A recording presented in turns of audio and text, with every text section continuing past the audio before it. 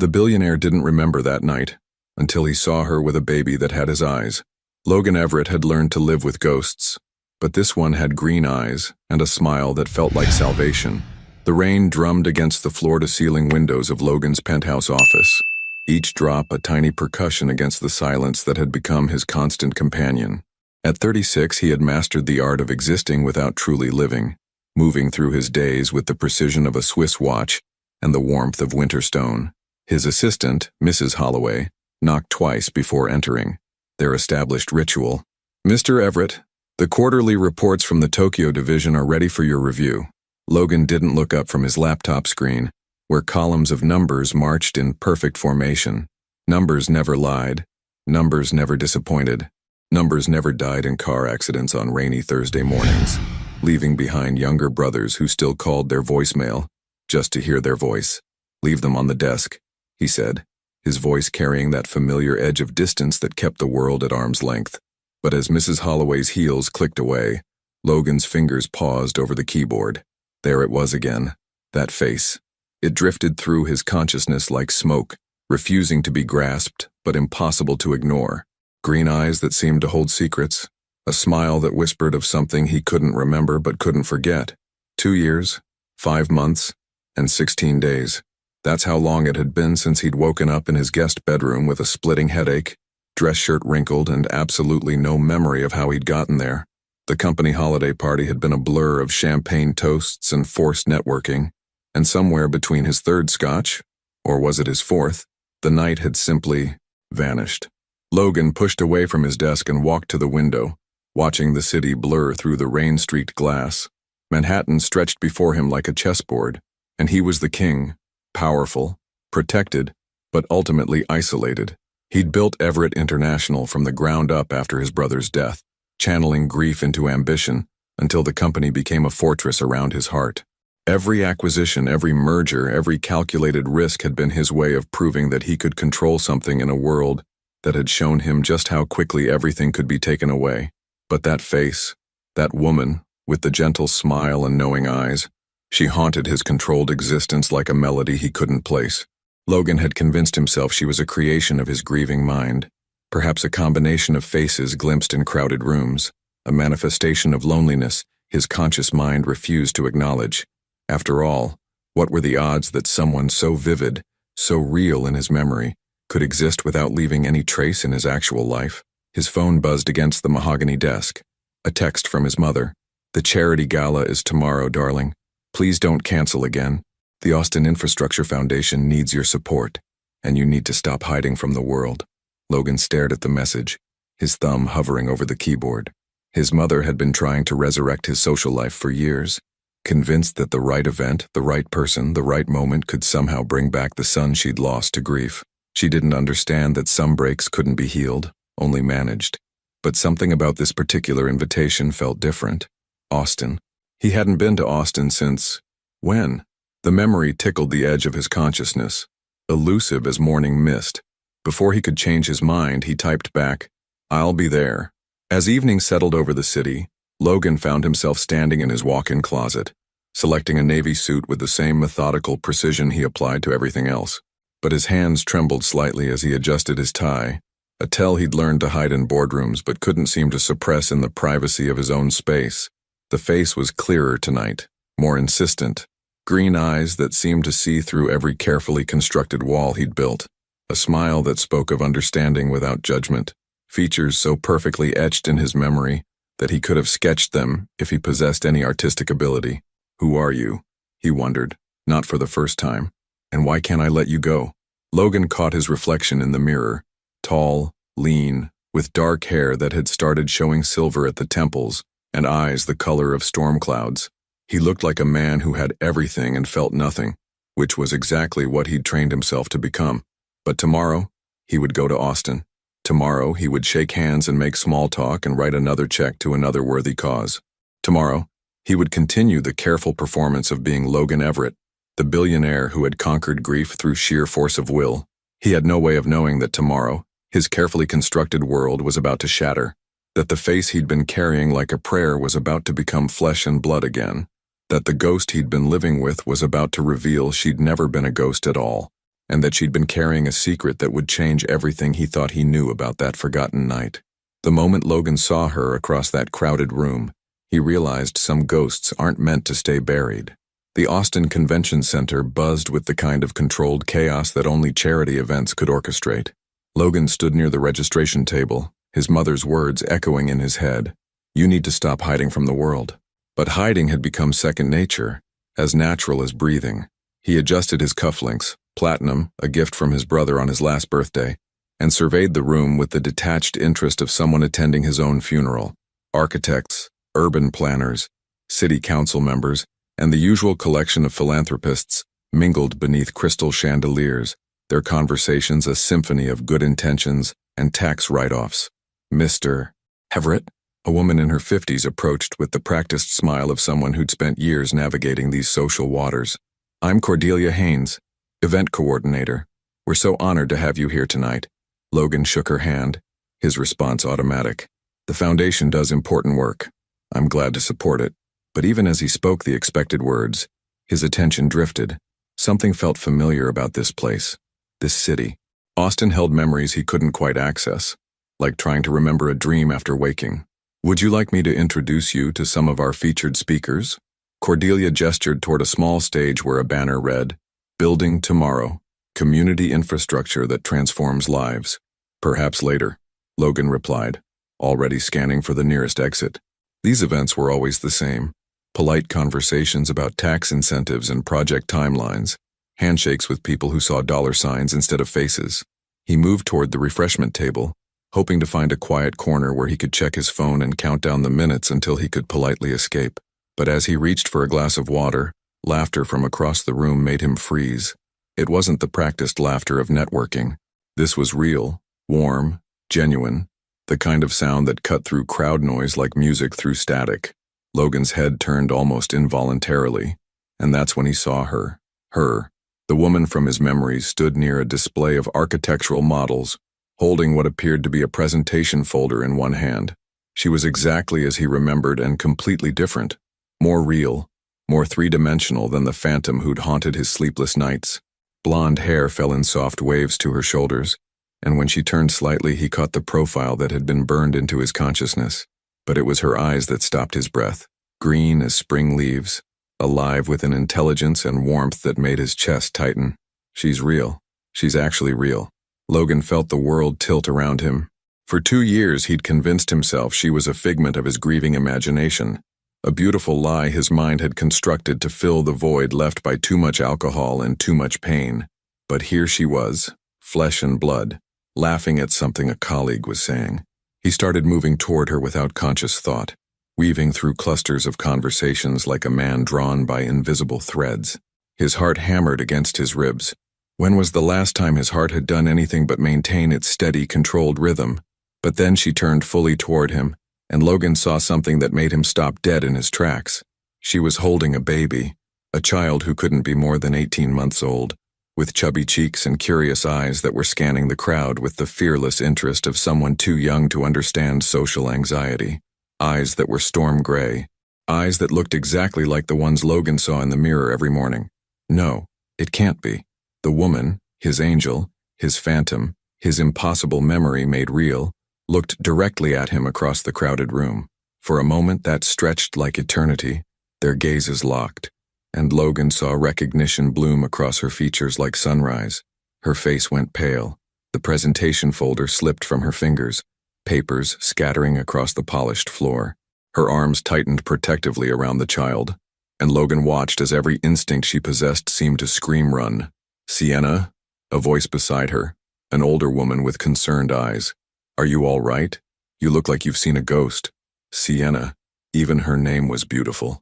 Logan watched as she whispered something urgent to her companion, her eyes never leaving his face. The older woman glanced in his direction, frowned, then quickly took the baby from Sienna's arms.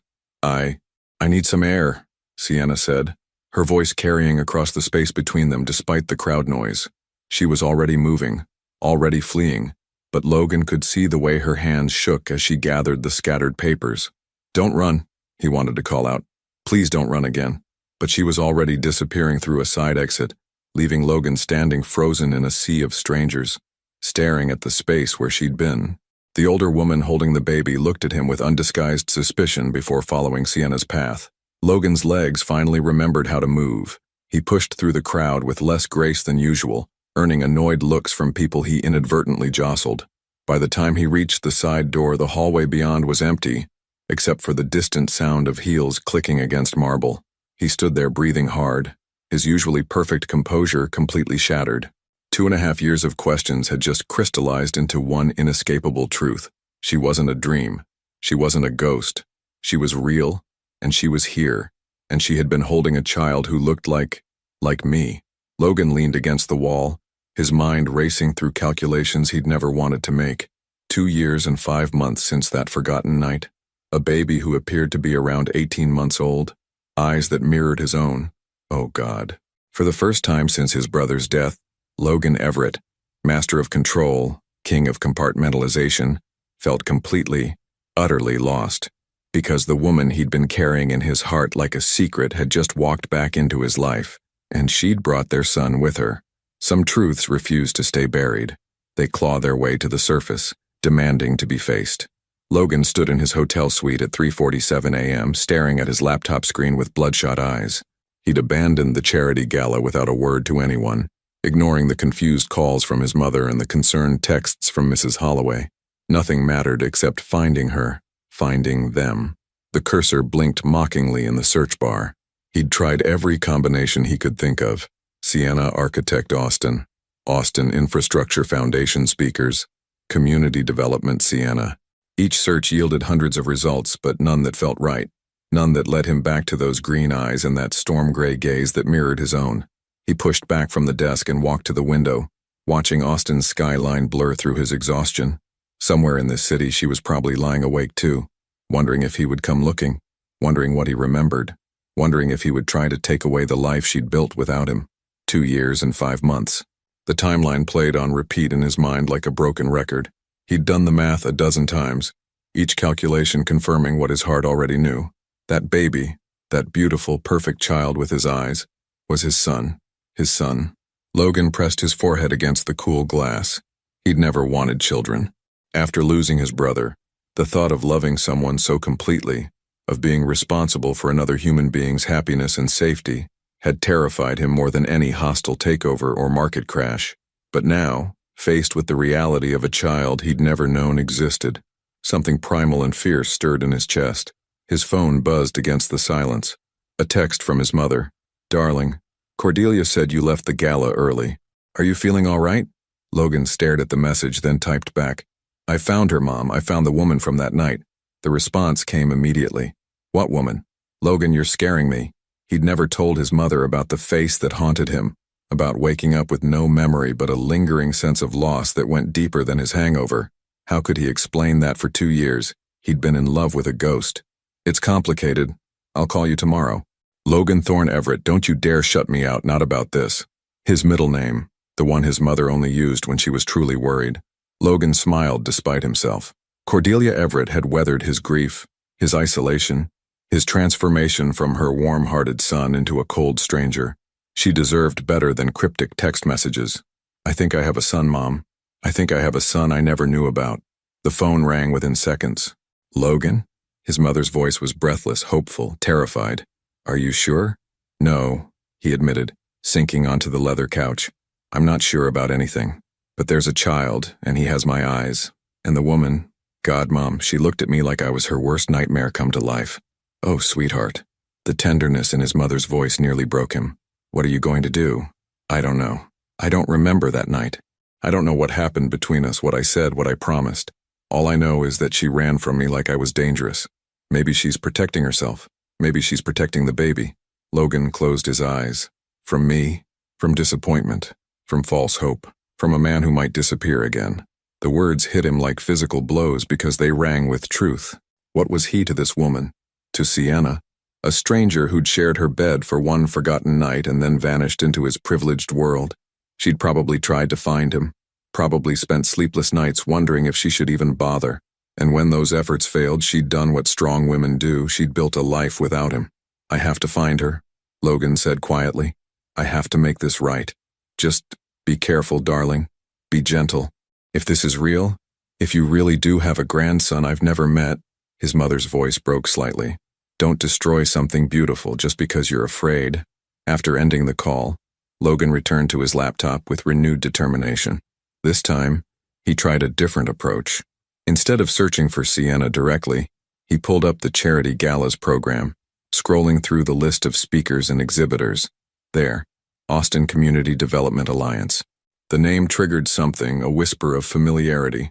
He clicked through to their website and his heart stopped. Meet our team, Sienna Blake, Senior Project Architect. Her photo was professional, composed, but he could see traces of the woman who'd laughed so freely at the gala. The bio was brief. Sienna specializes in sustainable housing projects and community infrastructure development.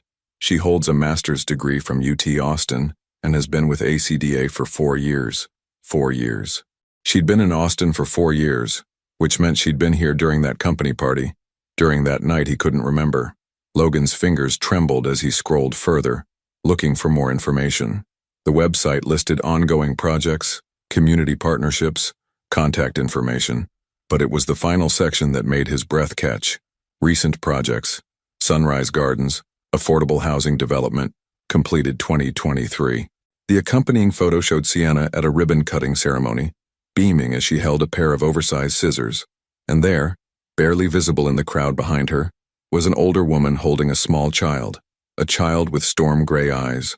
Logan leaned back in his chair, pieces of a puzzle he'd never known existed slowly clicking into place. She hadn't just built a life without him, she'd built something meaningful, something that mattered. While he'd been drowning in grief and isolation, she'd been creating homes for families, building communities, raising their son. Their son. The reality of it hit him fresh, like a wave he hadn't seen coming. He was a father. This brilliant, beautiful woman had carried his child, given birth alone, stayed up nights soothing teething pain and first fevers, celebrated first words and first steps, all while he'd been completely oblivious to their existence. The guilt was overwhelming, but underneath it something else was growing, something that felt dangerously like hope. Because she was real. They were both real, and tomorrow he would find a way to bridge the gap between the man who'd forgotten everything and the father he desperately wanted to become. Even if it meant facing the truth about why she'd looked at him with such fear. Even if it meant discovering that some mistakes can never be undone. Sometimes the hardest conversations begin with the simplest words. We need to talk. Sienna Blake sat in her Honda Civic outside Little Sprouts daycare, her hands gripping the steering wheel so tightly her knuckles had gone white. Through the window she could see Aiden in the toddler play area, his dark hair catching the morning sunlight as he stacked colorful blocks with the intense concentration only children possessed. He has his father's focus, she thought, then immediately pushed the observation away. For 20 months she'd been careful not to see Logan in their son's features, not to search for traces of a man who'd vanished from her life like morning mist. But now Logan was here, real, and the careful world she'd built was threatening to crumble. Her phone buzzed with a text from her best friend and co-worker, Jade. Girl, you disappeared last night. Everything okay? Sienna stared at the message, her thumbs hovering over the keyboard. How could she explain that the father of her child, the man she'd been in love with for one perfect night, had walked back into her life at exactly the moment she'd finally learned to live without him? Family emergency, can you cover the Morrison Project meeting? Of course, but we're talking later. And I mean, talking. Sienna tucked her phone away and forced herself to walk into the daycare. Miss Dolores, the afternoon coordinator, greeted her with the kind of warm smile that had made this place feel like a second home. You're early today, honey. Everything all right? Just needed to see my boy, Sienna replied, managing a smile that probably didn't reach her eyes. Aiden looked up as she entered the play area, and his face transformed with pure joy. Mama! He abandoned his blocks and toddled toward her with that slightly off-balance walk that still made her heart skip with pride and terror in equal measure. Hey, sweet pea. She scooped him up, breathing in his baby scent, that perfect combination of apple juice and innocence that had the power to ground her when the world felt like it was spinning too fast. Aiden babbled something that might have been a story about his blocks, his small hands patting her cheeks with the casual affection that reminded her daily why everything she'd sacrificed had been worth it. She'd built a good life for them, small but stable, quiet but full of love, and now Logan Everett was back to complicate everything. Sienna? The voice behind her made her blood freeze. Deep, familiar. carrying that slight rasp that had haunted her dreams for 2 years. She turned slowly, still holding Aiden, and found Logan standing in the daycare entrance looking like he'd slept about as well as she had. "How did you—" she started, then stopped. Of course he'd found her. Men like Logan Everett didn't accept mysteries. They solved them. "We need to talk," he said quietly, his storm gray eyes moving from her face to Aiden's with an expression that was part wonder, part terror. "Please." Miss Dolores appeared at Sienna's elbow, her grandmother's instincts clearly triggered by the tension crackling between them. "Is everything all right, dear?" "It's fine," Sienna said, though nothing about this felt fine. "Dolores, this is Logan, Aiden's father." The older woman's eyebrows rose toward her hairline. In 20 months of caring for Aiden, she'd never met his father, had never even heard Sienna mention him, but to her credit, she simply nodded. "Well then," Miss Dolores said with the diplomatic grace of someone who'd spent decades navigating family drama, "I suppose you'll want some privacy. The family conference room is available." Sienna wanted to refuse, wanted to gather Aiden and run again like she had last night, but she could see the determination in Logan's stance, the way he was looking at their son like he was trying to memorize every detail. This conversation was going to happen whether she was ready or not. "Okay," she whispered, and followed him into the small conference room that suddenly felt impossibly intimate. Logan closed the door behind them but didn't sit. Instead, he stood near the window, his hands clasped behind his back in a pose that probably served him well in boardrooms but looked almost vulnerable here. "Is he mine?" The question came out rougher than he'd probably intended. Sienna adjusted Aiden on her lap, her son's warm weight the only thing keeping her anchored. "Yes." Logan's shoulders sagged slightly, as if he'd been holding his breath for hours. "What's his name?" "Aiden. Aiden Blake." She hesitated, then added, "His middle name is Thorne." Something flickered across Logan's face. Surprise, maybe gratitude. "My middle name." "I know." Sienna looked down at Aiden, who was studying Logan with the fearless curiosity of someone too young to understand the emotional minefield they'd wandered into. "I tried to find you, you know. After." "After what?" Logan finally sat, leaning forward with an intensity that made Sienna's pulse quicken. "I don't remember that night, Sienna. I don't remember anything after the third scotch at the company party. I know you don't." The words came out sharper than she'd intended. "You made that pretty clear when you told me your name was just Logan and you worked in business and you lived around here somewhere." Logan winced. "I was drunk." "You were grieving," Sienna corrected and watched his face go carefully blank. "You talked about your brother, about how he was supposed to be there that night, how everything felt wrong without him. You remember?" "I remember everything." Sienna's voice dropped to barely above a whisper. "You cried, Logan. You held me like I was the only thing keeping you from drowning, and when I woke up the next morning you were gone." The silence stretched between them, broken only by Aiden's soft babbling as he played with the zipper on Sienna's jacket. Logan was staring at their son with an expression that made Sienna's chest tight. "I looked for you," she said again. "I went back to that hotel bar for weeks hoping you'd show up. I called every business with Logan in the directory. But you weren't just Logan who worked in business, were you? You were Logan Everett, billionaire, completely out of my league." "Don't say that," Logan said sharply. "Don't ever say that." "Why not? It's true." Sienna stood, needing distance, needing air. "Do you have any idea what it was like? Being pregnant and alone and knowing that the father of my baby was someone I couldn't even find? Someone who might not even remember my name?"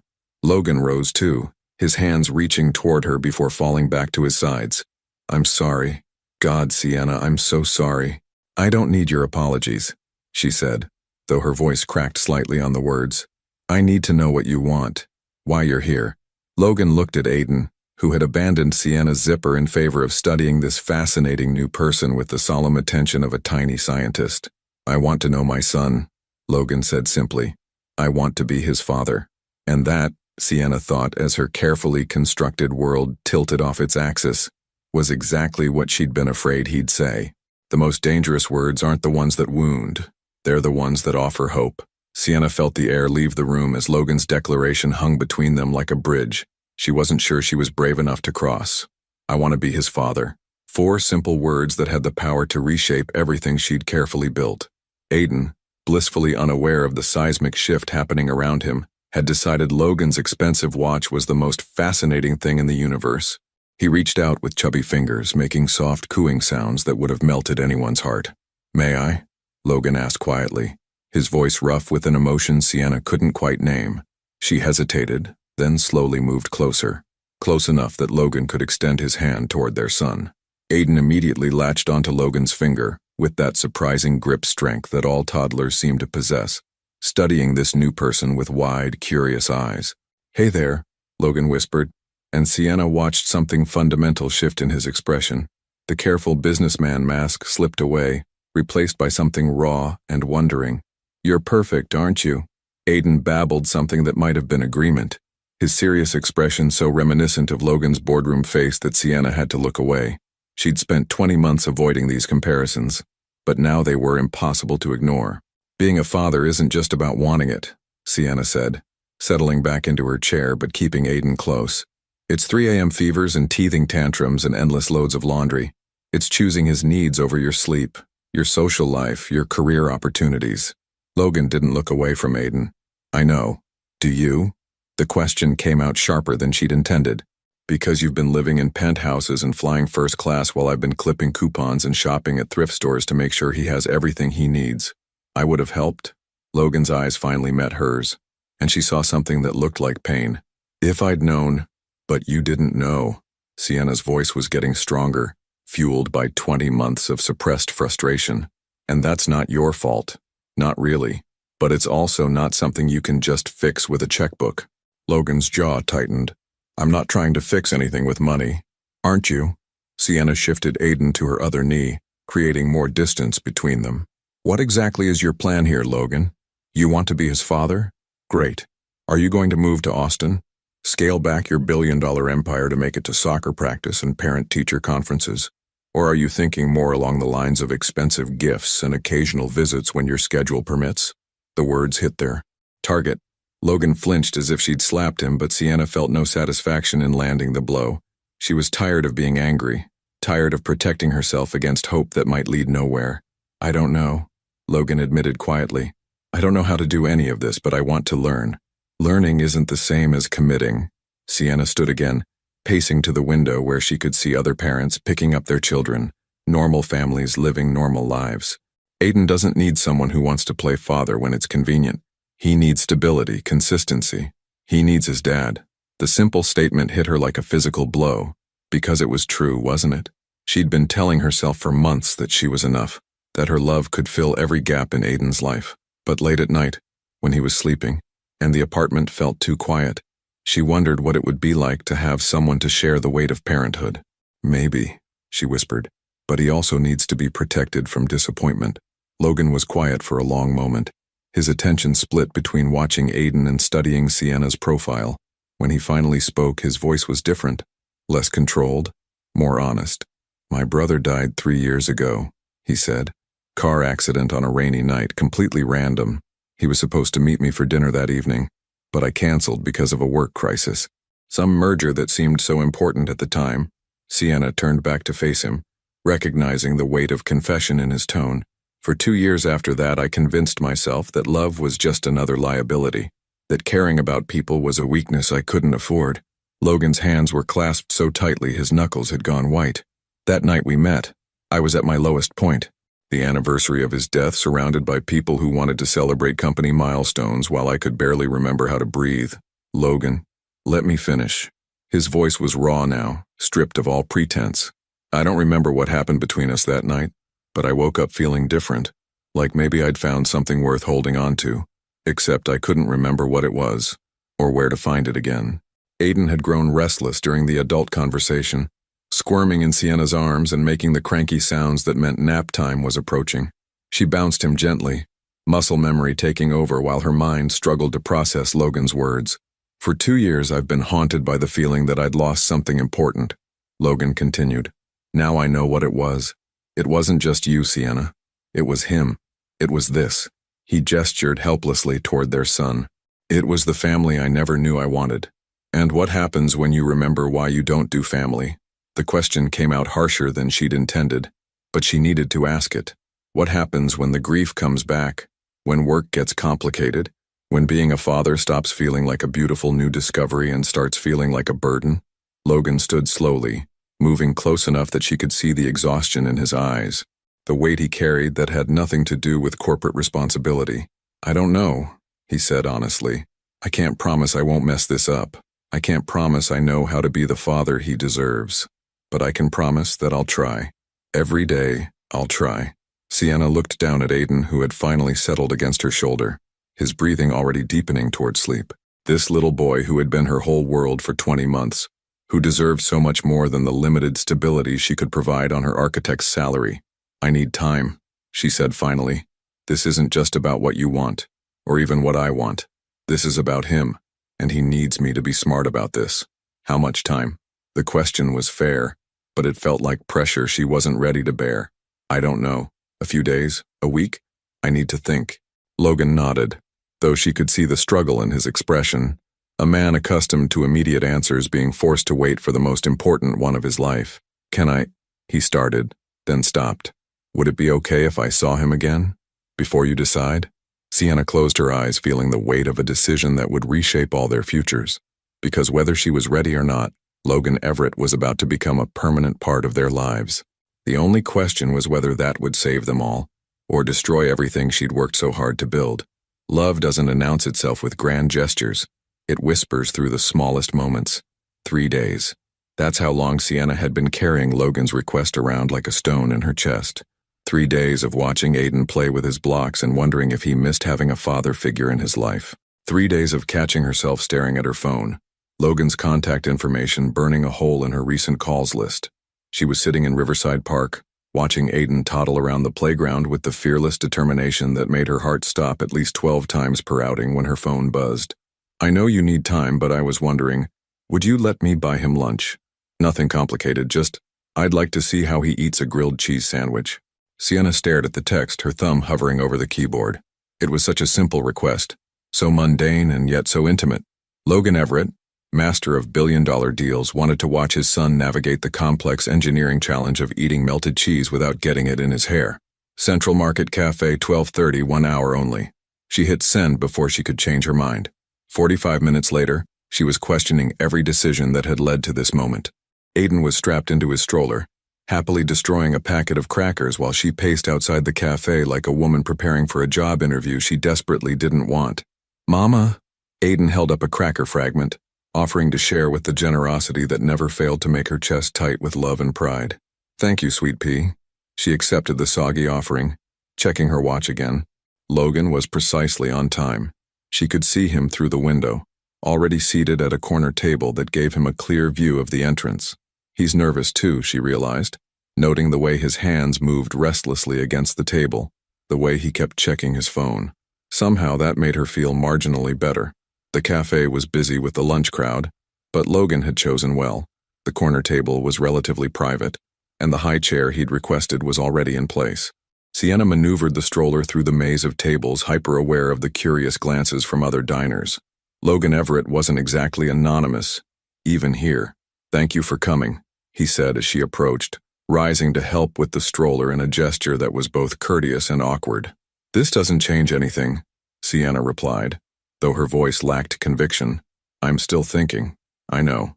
Logan's attention immediately shifted to Aiden, who was studying this new person with the same intense focus he usually reserved for particularly interesting toys. "Hey, buddy," Aiden responded with a babbled string of syllables that might have been a greeting or might have been a commentary on the cafe's acoustics.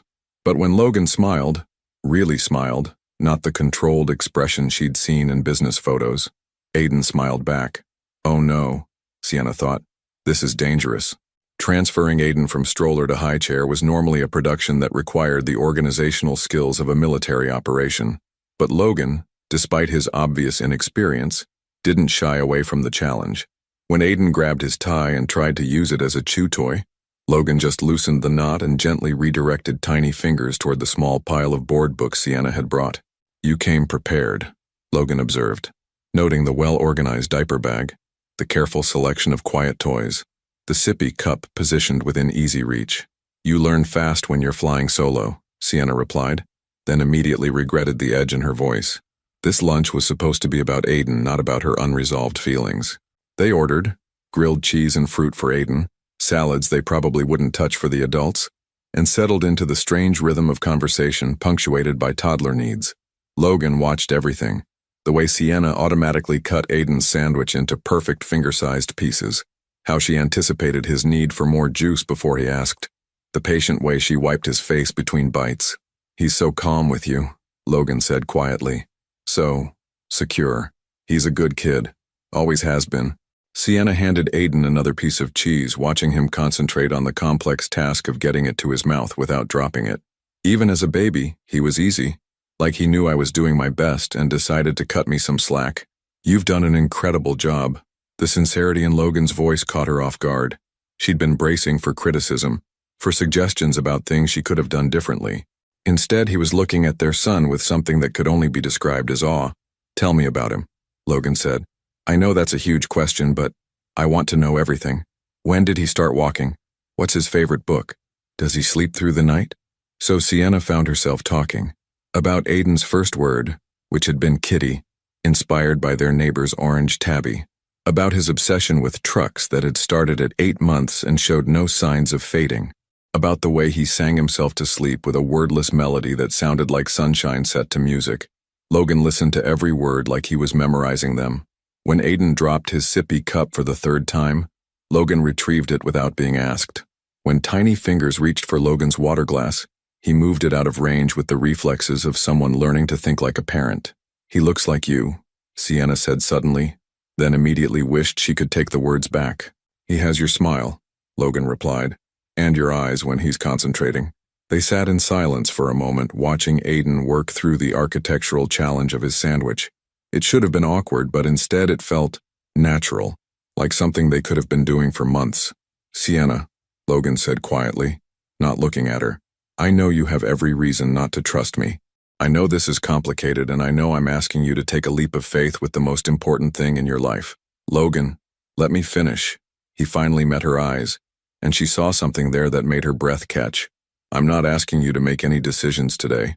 I'm just asking for chances, small ones like this lunch, like maybe watching him play at the park sometime, like learning how to be part of his life without disrupting the beautiful thing you've built."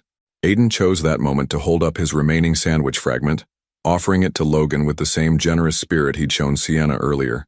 Logan accepted it with the gravity of someone receiving a state honor. "Thank you," Aiden said clearly, the closest his developing vocabulary could get to "thank you." Logan's eyes went wide. "Did he just—" "Thank you," Sienna confirmed, smiling despite herself. "He's very polite, usually." "Thank you, Aiden," Logan said solemnly, and Aiden beamed as if he'd just solved world peace. Watching them together, Logan's careful attention, Aiden's natural trust, the way they seemed to fit despite being strangers, Sienna felt something crack inside her chest. Not break exactly, more like expand, maybe, she thought as Aiden reached for Logan's hand with sticky fingers that Logan didn't hesitate to accept. Maybe this could work. Maybe she didn't have to be afraid of letting someone else love her son. Maybe, just maybe, they could figure out how to be a family. The past has a way of catching up just when you think you've outrun it. Sienna was elbow-deep in dishwater, humming the wordless melody Aiden had been perfecting at bedtime when her phone rang. The caller ID made her stomach drop. Austin General Hospital. "Miss Blake? This is Nurse Montgomery from the emergency department. Your emergency contact information was found with Mrs. Waverly. She's been brought in after a fall." Mrs. Waverly, Sienna's elderly neighbor, the woman who'd become Aiden's unofficial grandmother, and Sienna's lifeline during those early months when she'd been barely holding it together.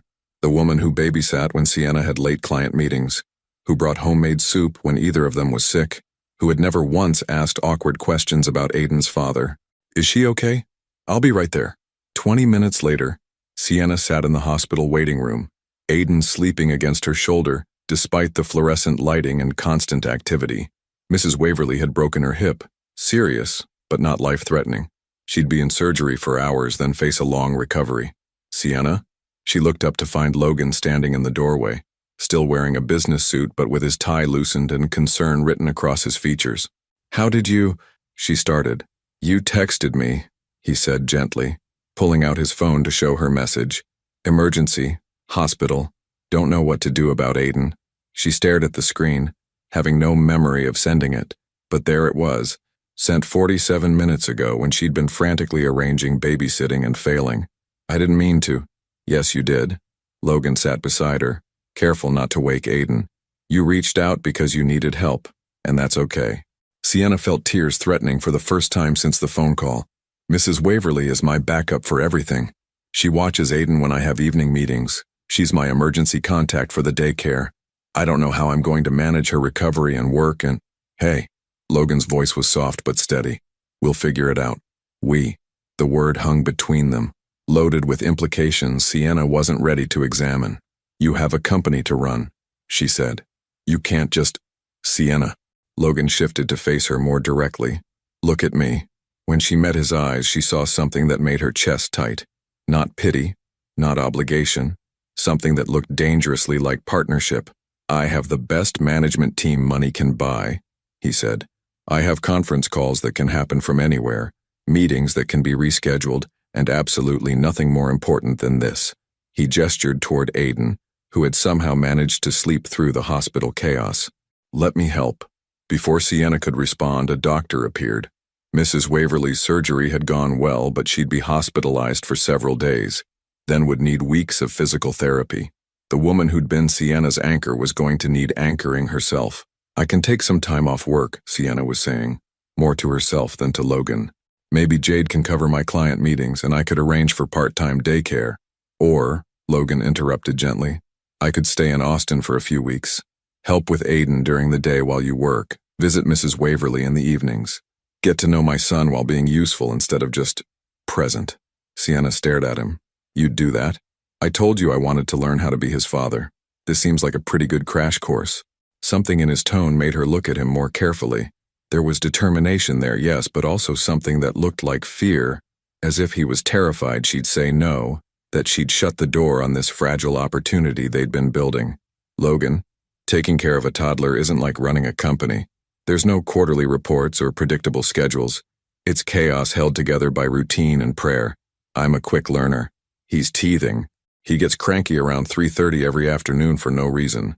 He only eats macaroni and cheese if it's the dinosaur-shaped kind, and he will have a complete meltdown if you try to put his shoes on the wrong feet. Logan was quiet for a moment, processing this information with the same intensity he probably brought to merger negotiations. What about naps? He asked seriously.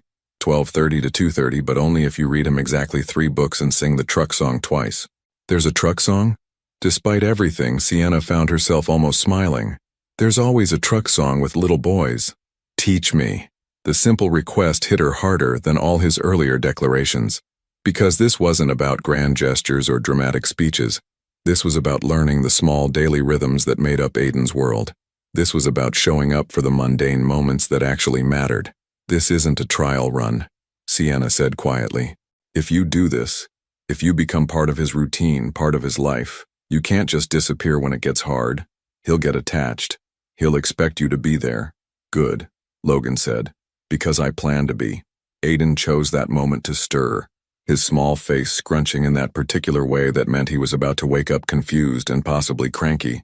Sienna automatically began the gentle back-rubbing that usually eased him into wakefulness, but Logan was watching every movement like he was taking notes. Is there anything special I should know? He asked. About waking him up? He's grumpy for the first few minutes, usually wants his sippy cup in his blanket. Sometimes he cries for no reason and you just have to wait it out. As if summoned by her words, Aiden's eyes opened, immediately sought out Sienna's face, then tracked to Logan with the confused expression of someone trying to remember where they'd seen this person before. Hey, sweet pea, Sienna murmured. You had a good nap. Aiden's response was a soft whimper that could either be agreement or complaint. But when Logan offered him the sippy cup from Sienna's bag, remembering without being told, Aiden accepted it with the grateful relief of someone whose deepest needs had been anticipated. Oh, Sienna thought, as she watched Logan automatically reach for the small blanket, watched him wait patiently while Aiden oriented himself to this strange new environment. He's really paying attention. He's really trying to learn. Okay, she said, the word coming out barely above a whisper. Okay, we can try this, but I have rules. Name them. You stay in Austin for 2 weeks minimum. No flying off for emergency meetings or last-minute deals. If you commit to this, you commit completely. Done. You follow my lead with Aiden. I know him. I know his needs. And I won't have his routine disrupted because you think you know better. Understood. And if this doesn't work, if you decide being a hands-on father is harder than you thought, you tell me immediately. You don't just fade away and leave us wondering. Logan was quiet for a long moment, his attention split between her face and Aiden's sleepy contentment. "Sienna," he said finally, "I'm not going anywhere. Not this time." Famous last words, she thought. But looking at him, really looking at the way he held himself, the way he watched their son like he was afraid he might disappear, she found herself believing him, which was either the smartest decision she'd ever made or the biggest mistake. Time would tell which. Sometimes love grows in the space between chaos and quiet, in the ordinary moments that feel like magic. Day 3 of Logan living in Sienna's small apartment, and he was beginning to understand why parents looked perpetually exhausted. It was 6:47 a.m., and Aiden had been awake since 5:30, which apparently was sleeping in according to toddler standards. "No, buddy, we don't eat the banana peel," Logan said patiently, gently extracting the yellow strip from Aiden's determined grip. Just the inside part. Aiden looked at him with the profound betrayal of someone whose creative breakfast choices had been unreasonably restricted. His lower lip began to quiver, the universal warning sign that Sienna had taught Logan to watch for. "Quick," Logan muttered to himself, scanning the kitchen for distraction. "Truck song. Where's the truck song?" He started humming the melody Sienna had taught him, the one about big red trucks and beeping horns, and watched with relief as Aiden's potential meltdown transformed into fascination. Crisis averted, at least for the next 30 seconds. The coffee maker gurgled to life, and Logan felt a surge of gratitude for the automatic timer Sienna had programmed. He was learning that survival with a toddler was all about preparation and caffeine. "You're getting better at that." Logan turned to find Sienna in the doorway, her hair still mussed from sleep, wearing an oversized Austin Community College t-shirt that somehow made her look younger and more vulnerable than any of her professional clothes. "The truck song is surprisingly effective," he admitted, offering Aiden another piece of banana, "though I think I'm developing a complex about the verse where the truck breaks down." Sienna smiled, a real smile, not the careful one she'd been giving him since he'd moved in. "He loves that part. I think he finds comfort in knowing that even trucks have bad days." She moved to the coffee maker with the fluid efficiency of someone who'd perfected this morning routine through months of practice.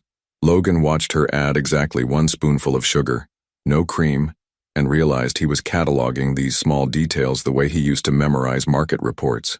"How did you sleep?" he asked, though he already knew the answer. The apartment walls were thin, and he'd heard her tossing and turning in the next room. Having him here was disrupting more than just Aiden's routine. "Fine," she lied, taking her first sip of coffee with the reverence of someone receiving communion. "Any disasters while I was getting dressed?" "Define disaster." Logan gestured toward the high chair, where Aiden had somehow managed to get banana in his hair despite eating only 3 bites. "He's creative with his food distribution." "That's nothing. Wait until he discovers how far he can throw peas." Logan was beginning to understand that parenting was like conducting an orchestra, where none of the musicians had sheet music, and the instruments kept changing mid-song. But there was something deeply satisfying about the challenge, about learning to anticipate Aiden's needs and actually succeeding sometimes. "I have the Morrison client meeting at 10, Sienna said, checking her phone. "Should be back by noon. Then we can visit Mrs. Waverly together." "Actually," Logan said carefully, "I was thinking I might take Aiden to the park this morning, if that's okay with you." Sienna paused, her coffee cup halfway to her lips. It was one thing to leave Logan alone with Aiden in the controlled environment of the apartment. The park meant real-world variables, other parents, the possibility of judgment or accidents or any number of unknowns. "He likes the swings," she said finally, "but not too high. And he'll try to eat wood chips, so you have to watch him constantly." Noted. "And if he starts crying, sometimes walking around helps, or singing, or just picking him up and letting him see things from a different perspective." Logan nodded, recognizing the trust she was placing in him. "Anything else?" Sienna looked at Aiden, who was now attempting to feed banana to his stuffed elephant, and Logan could see the internal battle playing out across her face. Control versus faith, protection versus possibility. "His favorite is the red slide," she said quietly, "but he needs help getting up the ladder. He's brave but not quite coordinated enough yet." 20 minutes later, Logan found himself pushing a stroller through downtown Austin, feeling like an imposter who might be discovered at any moment. Other parents nodded at him in that universal acknowledgement of shared experience, and he wondered if they could tell he was new to this, if his uncertainty was visible. But Aiden seemed perfectly content, pointing at dogs and trucks and birds with the enthusiasm of someone for whom the world was endlessly fascinating. When they reached the playground, Logan helped him out of the stroller and watched him toddle toward the equipment with the fearless determination that seemed to be his default setting. "Careful, buddy," Logan murmured, staying close as Aiden navigated the toddler-sized climbing structure. It was a delicate balance, being protective without being overprotective, letting him explore while keeping him safe. First time at this park, Logan looked up to find a woman about Sienna's age watching him with friendly curiosity.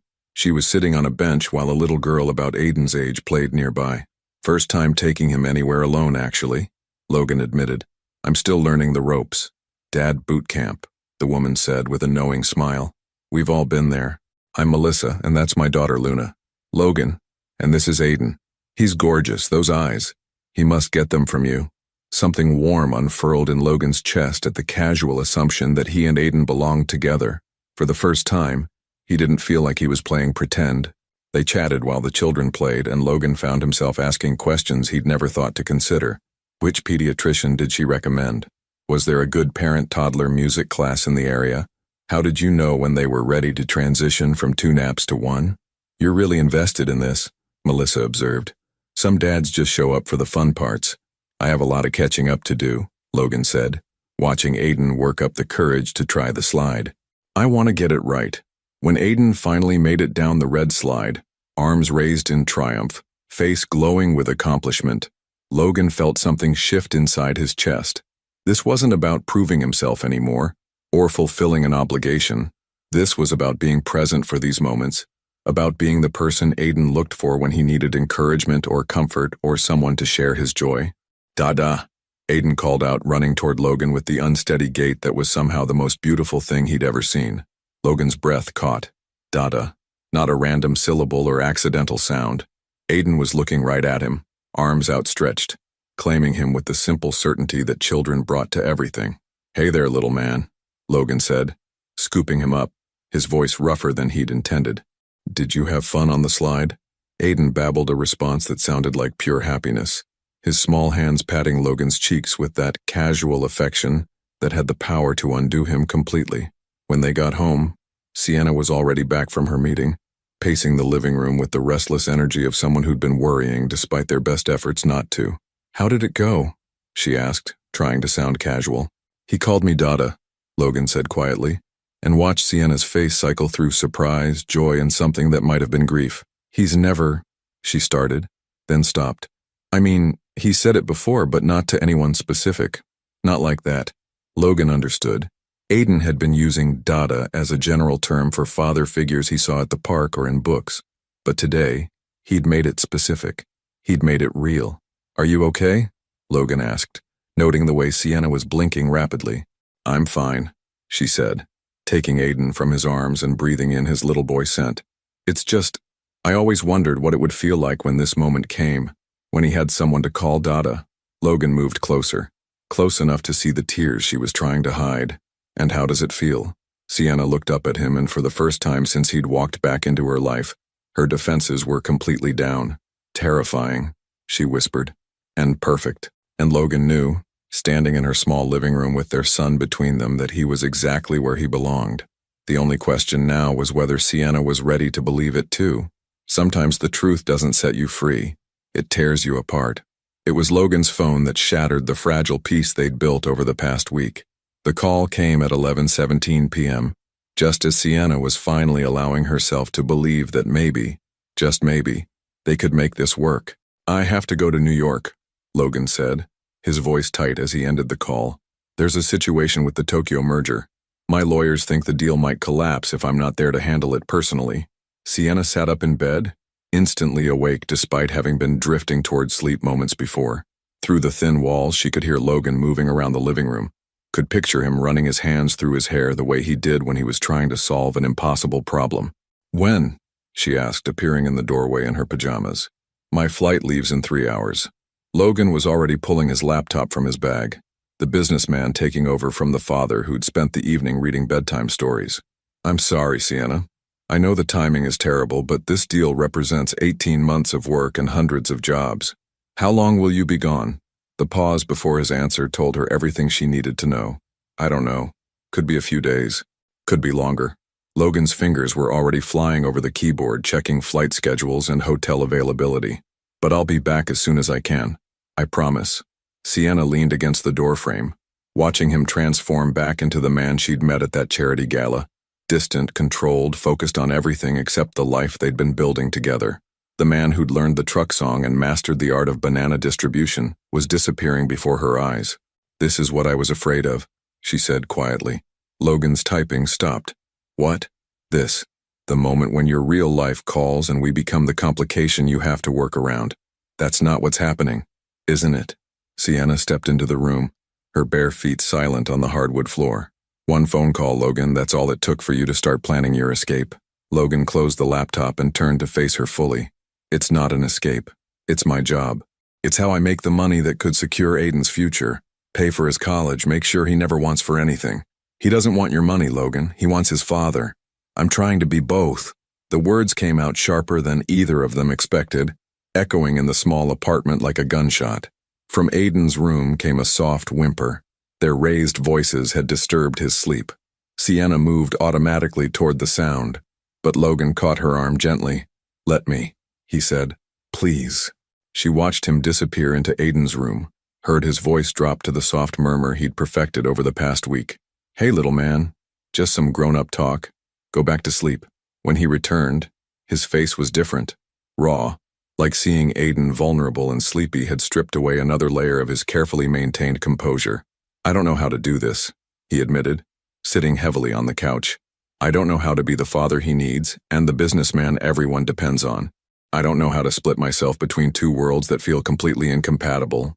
Sienna sat beside him, close enough to feel the tension radiating from his body. "Maybe you don't have to split yourself. Maybe you just have to choose. It's not that simple, isn't it?" She turned to face him and Logan could see tears gathering in her eyes. "Because I've been choosing every day for 20 months. I chose him over the promotion that required travel. I chose him over the relationship with the architect from Dallas who couldn't handle dating a single mom. I chose him over my own comfort, my own desires, my own dreams of what my life might look like. I never asked you to do that." "You didn't have to ask." The words burst out of her like water through a broken dam. "That's what love looks like, Logan. That's what being a parent means. You don't get to have it both ways." Logan was quiet for a long moment, his hands clasped so tightly his knuckles had gone white. "What if I lose everything I've built? What if I step back from Everett International and someone else takes over? What if I destroy my brother's legacy for a family I'm probably going to mess up anyway?" And there it was, the fear beneath all his careful control, the wound that had never properly healed. "Your brother," Sienna said softly. "Tell me about him." "What?" "That night we met. You talked about him, about how everything felt wrong without him, but you've never told me who he was, what he was like." Logan's composure cracked completely. "His name was Marcus. He was 3 years older than me, and he was everything I'm not. Warm, easy with people. He could walk into a room and make everyone feel like they mattered." His voice broke slightly. "He was supposed to take over the company. He was supposed to be the one people looked up to. But he's not here. No, he's not here because I was too busy to have dinner with him that night, because I chose a merger over my brother, and now he's dead, and I'm pretending to be him." Sienna felt her heart break for this man who'd been carrying so much guilt, so much responsibility that was never meant to be his alone. "Logan," she said gently, "you're not pretending to be him. You're honoring him. But maybe he wouldn't want you to sacrifice everything else to keep his memory alive. You don't understand. I understand that you're terrified of losing anyone else you love. I understand that work feels safer than family because deals can be controlled and people can't." Sienna reached for his hands, stilling their restless movement. "But I also understand that Aiden won't wait for you to figure out how to balance everything perfectly. He's going to grow up, Logan, with or without you." The truth of it hung between them like a bridge neither was sure they were brave enough to cross. "What if I stay?" Logan asked suddenly. "What if I don't get on that plane? What if I let the deal fall apart and focus on this instead?" Sienna studied his face, looking for certainty and finding only desperate hope. "Don't stay for me," she said finally. "Don't even stay for Aiden. Stay because you want to. Stay because you've decided that this life, this messy, complicated, ordinary life, is worth more than any deal." Logan's phone buzzed with a text. Probably his driver. Probably time to leave for the airport. He looked at it, then at Sienna, then toward Aiden's room where their son was sleeping peacefully, trusting that the adults in his life would make the right choices. "I don't know what I want," Logan whispered. "Yes, you do," Sienna replied, standing up and moving toward her bedroom. "You just have to decide if you're brave enough to choose it." She paused in the doorway, not looking back. "The car will be here in 20 minutes, she said quietly. "If you're still here when Aiden wakes up, I'll know you've made your choice. If you're not," she didn't finish the sentence. She didn't need to, because they both knew that some choices, once made, couldn't be undone, and Logan Everett was about to make the most important decision of his life. Love isn't found in the grand gestures. It's proven in the moment you decide to stay. Logan sat in the back of the town car, his phone buzzing with increasingly urgent messages from his legal team, his laptop bag beside him, his boarding pass in his hand. The driver had already confirmed his departure time twice. 23 minutes to get to the airport, and he'd make his flight with time to spare. He could salvage the Tokyo deal. He could return to New York, to his penthouse office, to the controlled predictability of a life measured in quarterly reports and market projections. He could go back to being the man he'd been before that charity gala, successful, untouchable, safely isolated from the kind of pain that came with loving people who could disappear without warning. "Sir?" The driver's voice cut through his thoughts. "We should get moving if you want to make that flight." Logan looked out the window at Sienna's apartment building. 3rd floor, 2nd window from the left. He could see a soft light glowing behind the curtains, probably the nightlight in Aiden's room, the one that projected stars on the ceiling and had taken Logan 3 tries to assemble correctly. His phone rang. The number displayed made his chest tight. His assistant, calling to confirm he was en route. "Mrs. Holloway?" "Mr. Everett, thank God. The legal team is waiting for you at JFK, and I've rescheduled your morning meetings to accommodate the flight delay. The Tokyo executives are standing by for your call as soon as you land." Logan closed his eyes, listening to the efficient recitation of his obligations. This was his life.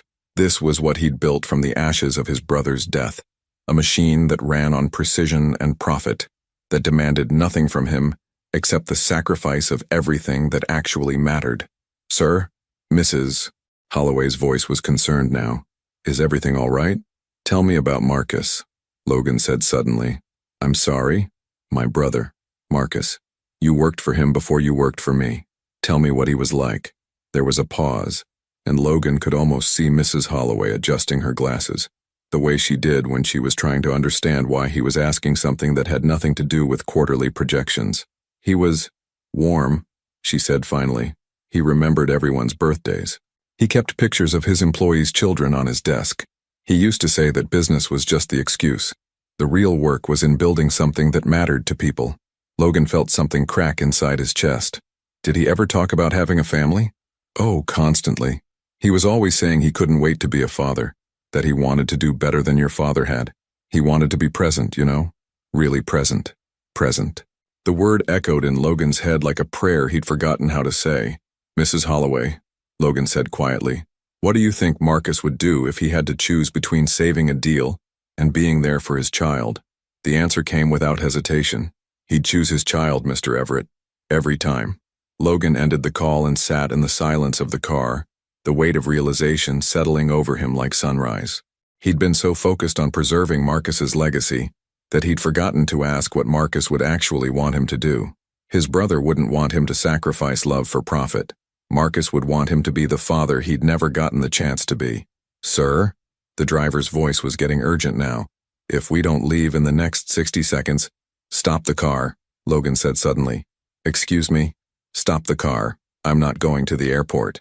Logan grabbed his bags and was out of the vehicle before the driver could protest. He stood on the sidewalk, watching the town car disappear into the Austin night, and felt lighter than he had in years.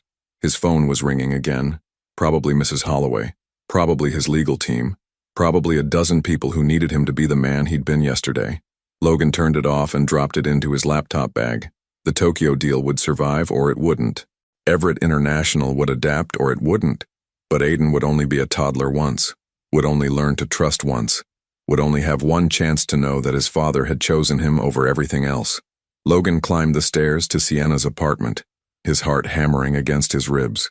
He let himself in quietly. She'd given him a key 3 days ago, a gesture of trust that had felt monumental at the time. The apartment was dark, except for that soft glow from Aiden's room. Logan set his bags by the door and moved carefully through the familiar space, guided by the layout he'd memorized over the past week. Aiden's door was cracked open, and Logan could see his son sleeping peacefully, one arm thrown over his stuffed elephant, his dark hair mussed against the pillow. He looked so small, so perfect, so completely unaware that his entire future had been hanging in the balance while he dreamed. "I thought you'd left." Logan turned to find Sienna standing in her bedroom doorway, wearing the same pajamas she'd had on hours earlier. Her face was carefully composed, but he could see the tear tracks on her cheeks. "I started to," Logan admitted. "I got in the car. I had my boarding pass. I was ready to go back to the life I knew how to live." "What stopped you?" Logan moved closer, close enough to see the hope she was trying to hide, the fear she couldn't quite suppress. "Mrs. Holloway told me what Marcus would have done," he said simply, "and I realized I've been honoring the wrong things. I've been so focused on preserving his business legacy that I forgot about his heart." Sienna's composure cracked slightly. "Logan, I called my team from the car," he continued. "Told them to promote Davidson to CEO effective immediately. He's been ready for years, and frankly, he'll probably do a better job than I ever did." "You gave up your company?" "I restructured it. I'll still be on the board, still be involved in major decisions, but I won't be running the day-to-day operations." Logan reached for her hands, relief flooding through him when she didn't pull away. "I want to be here, Sienna. I want to learn how to be Aiden's father. I want to figure out how to be part of your life if you'll let me." Tears were flowing freely down Sienna's cheeks now. "What about Tokyo? What about the merger? Davidson will handle it. Or it will fall apart, and we'll survive." Logan's voice was steady, certain in a way it hadn't been for years. "But I won't survive missing any more of Aiden's life. I won't survive wondering what might have been if I'd been brave enough to choose love over fear." From Aiden's room came a soft cry. Not distress, just the sleepy sound of someone stirring from dreams. Without thinking, both Logan and Sienna moved toward the sound, their bodies responding to the call of parenthood with perfect synchronization. They stood together beside Aiden's crib, watching him settle back into sleep, and Logan felt the last piece of his old life fall away. "Are you sure?" Sienna whispered. "Are you absolutely sure this is what you want?" Logan looked at their son, then at the woman who'd carried his heart for 2 years without knowing it, who'd built a beautiful life from nothing but determination and love. "I've never been more sure of anything," he said. "This is my family, this is my home, this is where I choose to stay." Sienna turned in his arms, and when she looked up at him, Logan saw his future reflected in her green eyes. Messy, complicated, ordinary, perfect. "Then welcome home," she whispered, and kissed him with the promise of all the tomorrows they were finally brave enough to claim. Outside, Austin slept peacefully, unaware that in a small apartment on the 3rd floor, a family was finally, truly beginning. 6 months later, some stories don't end. They transform into the quiet rhythm of a life well chosen. The morning sun streamed through the kitchen windows of their new house. Not the mansion Logan could have afforded, but the 3-bedroom craftsman in Travis Heights that Sienna had fallen in love with. It had a backyard big enough for a swing set and a front porch where they could watch Aiden ride his tricycle in endless wobbly circles. Logan stood at the stove, attempting to flip pancakes, while Aiden provided unhelpful commentary from his high chair. "Dot a mess," Aiden announced with the authority of someone who'd recently turned 2 and had opinions about everything. "Dada's learning," Logan replied, rescuing a slightly lopsided pancake from the pan. "But this one's definitely yours, buddy." The past 6 months had been a masterclass in controlled chaos. Logan had kept his word about stepping back from Everett International. Davidson was thriving as CEO, and the company was posting record profits. Logan's role as chairman kept him involved but not consumed, leaving room for the life he'd never known he wanted. They'd moved in together 3 months ago after Aiden had started having nightmares whenever Logan left for his hotel.